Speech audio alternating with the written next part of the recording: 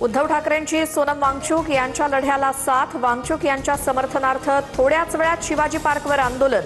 Stage वाढवण्यावरून police आणि शिवसैनिकांमध्ये वाद।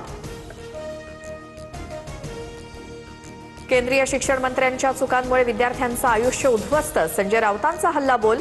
तर सरकारवर भ्रष्टाचाराचा डाग नाही ही विरोधकांची पोटदुखी। श्रीकांत शिंदेंचं प्रत्युत्तर। सोनम वांगचुक सध्या डॉक्टरांच्या निगराणीत। उद्याच्या आंदोलनात मोठ्या संख्येने सहभागी व्हा। रुग्णालयातून वांगचुक यांचं आवाहन। तर दुसरीकडे जंतर मंतरवर अभिजित दिपकेंचं उपोषण। एकनाथ शिंदे हे पक्ष फोडणारे सिरियल किलर आणि रेपिस्ट। त्यांनी आम्हाला नीतिमत्ता शिकवू नये।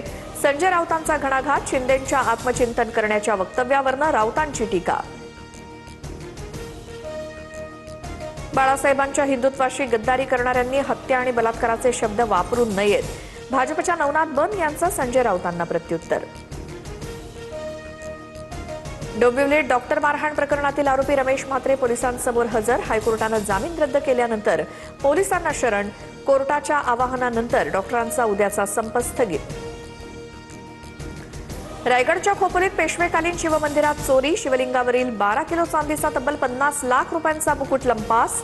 सीसीटीव्ही असताना देखील चोरी झाल्यामुळे भाविकांकडून संताप। जम्मू काश्मीरच्या राजौरी आणि पूंछमध्ये पुराचा हाहाकार। 11 जणांचा मृत्यू तर अनेक जण अद्याप बेपत्ता। अनेक घरं पाण्याखाली तर शेकडो वाहनं वाहून गेली। जनजीवन विस्कळीत। हिमाचल प्रदेशच्या किन्नौरमध्ये भूस्खलन आणि ढगफुटीचा तडाखा। 100 फूट लांब लोखंडी पूल पुराच्या पाण्याखाली।